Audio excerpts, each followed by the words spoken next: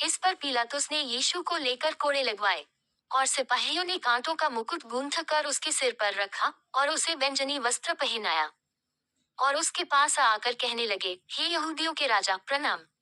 और उसे थप्पड़ भी मारे। तब पिलातुस ने फिर बाहर निकलकर लोगों से कहा, देखो, मैं उसे तुम्हारे पास फिर बाहर लाता हूँ, ताकि तुम जानो कि मैं कुछ भी दोष नहीं पाता। तक यीशु कांटों का मुकुट और बैंजनी वस्त्र पहने हुए बाहर निकला और पिलातुस ने उनसे कहा, देखो, ये पुरुष।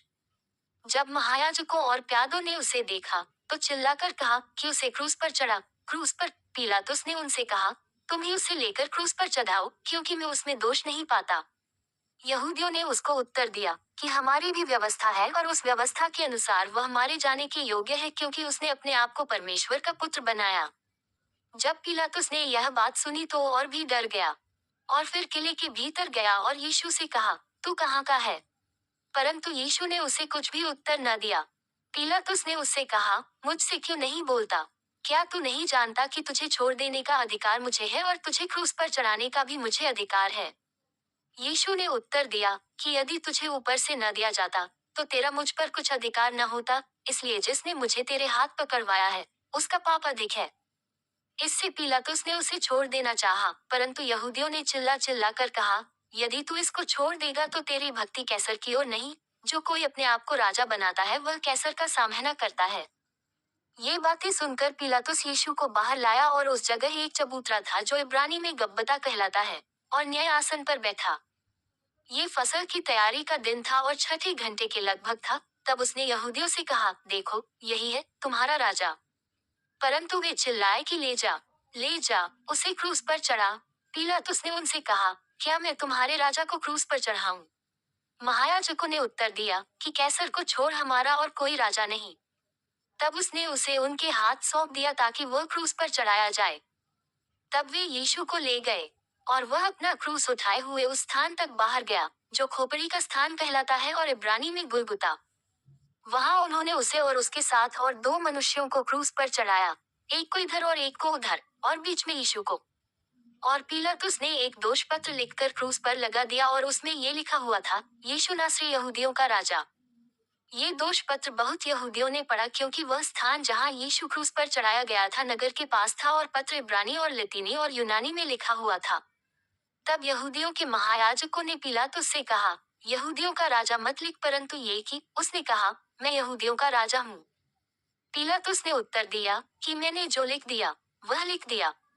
जब सिपाही यीशु को क्रूस पर चढ़ा चुके, तो उसके कपड़े लेकर चार भाग किए, हर सिपाही के लिए एक भाग और कुर्ता भी लिया, परंतु कुर्ता बिन सीन ऊपर से नीचे तक बुना हुआ था। इसलिए उन्होंने आपस में कहा, हम इसको न फाड़े, परंतु इस पर चिट्ठी डालें कि वह किसका होगा।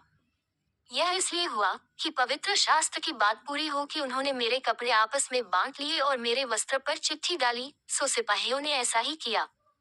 परंतु यीशु के क्रूस के पास उसकी माता और उसकी माता की बहन मरियम, क्लोपास की पत्नी और मरियम मगदलीनी खड़ी थी। यीशु ने अपनी माता और उस चेले को जिससे वह प्रेम रखता था, पास खड़े देखकर अपनी माता से कहा, हे नारी, देख, ये तेरा पुत्र है। तब उस चेले से कहा, ये तेरी माता है, और उसी समय से वह चेला उसे अपने घर ले गया। इसके बाद यीशु ने ये जानकर कि अब सब कुछ हो चुका, इसलिए कि पवित्र शास्त्र की बात पूरी हो, कहा, मैं प्यासा हूँ। वहां एक सिरके से भरा हुआ बर्तन धरा था, सो उन्होंने सिरके में भिगोए हुए स्पंज को जूफे पर रखकर उसके मुंह से लगाया। जब यीशु ने वह सिरका लिया, तो कहा, पूरा हुआ, और सिर झुकाकर प्राण त्याग दिए। और इसलिए कि वह तैयारी का दिन था, यहूदियों ने पिलातुस से विनती की कि उनकी टांगें तोड़ दी जाएं और वे उतारे जाएं, ताकि सबत के दिन वे क्रूसों पर न रहें, क्योंकि वह सबत का दिन बड़ा दिन था। सो सिपाहियों ने आकर पहले की टांगें तोड़ी, तब दूसरे की भी, जो उसके साथ क्रूसों पर चढ़ाए गए थे। परंतु जब यीशु के पास आकर देखा कि वह मर चुका है, तो उसकी टांगें न तोड़ी। परंतु सिपाहियों में से एक ने बर्छे से उसका पंजा बेधा और उसमें से तुरंत लोहू और पानी निकला। जिसने ये देखा उसी ने गवाही दी है, और उसकी गवाही सच्ची है, और वह जानता है कि सच कहता है कि तुम भी विश्वास करो। ये बातें इसलिए हुई कि पवित्र शास्त्र की यह बात पूरी हो कि उसकी कोई हड्डी तोड़ी न जाएगी। फिर एक और स्थान पर ये लिखा है कि जिसे उन्होंने बेधा है, उस पर दृष्टि करेंगे। इन बातों के बाद अरमत्याह के यूसुफ ने, जो यीशु का चेला था, परंतु यहूदियों के डर से इस बात को छिपाए रखता था। पिलातुस से विनती की कि मैं यीशु की लोथ को ले जाऊं, और पिलातुस ने उसकी विनती सुनी और वह आकर उसकी लोथ ले गया। निकोदेमुस भी, जो पहले यीशु के पास रात को गया था, 50 सेर के लगभग मिला हुआ गंधरस और अलवा ले आया।